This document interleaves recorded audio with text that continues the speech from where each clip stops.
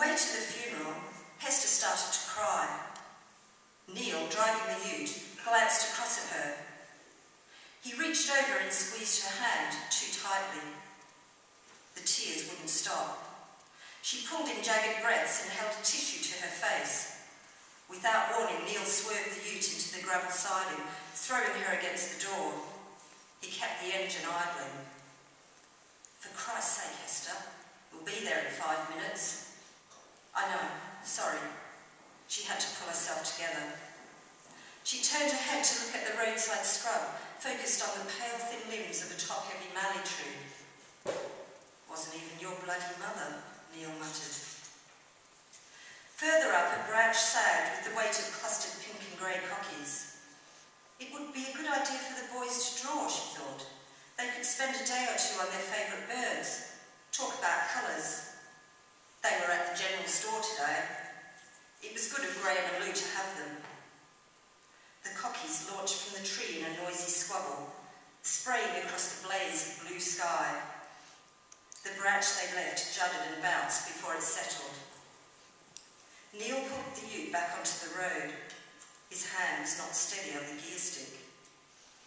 Hester dabbed water from a plastic bottle used to fill the radiator onto her puffy eyes and tried to settle her face into some kind of composure. A black ribbon circled the crown of Jean O'Brien's hat, crammed onto her grey curls. Bill O'Brien was bareheaded for the occasion, like the other men. They looked startled and wary without their wide-brimmed cover, Hester thought, like chooks due for the chop.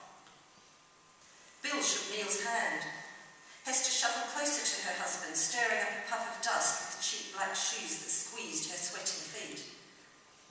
"A good 'un your mum was," Bill said. "A real good 'un." Jean nodded. "Lucky she had you, eh? Knew she'd left the farm in good hands." Neil lifted his chin and squinted into the excruciating November light. A cluster of mourners milled nearby, digging car keys out of pockets and trading news in the shade of straggly gums. He had decided there would be no get-together after the funeral, no send-off for Marjorie. He'd been irritated with Hester when she suggested it. Hester gave the farmer and his wife an awkward smile. She brushed Neil's arm with her fingers. "Hard these days," Neil said eventually.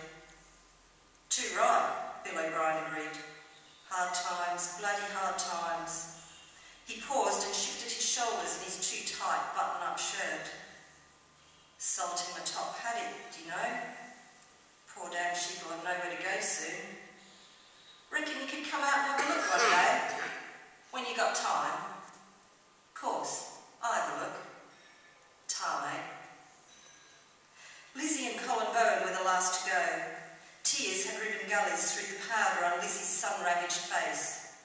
It was the first time in 6 years Hester had seen her wear makeup. "If there's anything we can do to help, anything at all." Lizzie took both of Hester's hands in hers for a moment, then pulled Neil's lanky frame towards her to kiss him on the cheek. Colin shoved his hands into his pockets. "Good turnout, eh? Shame Dom didn't make it." Hester noticed Neil tense beside her at the mention of his brother.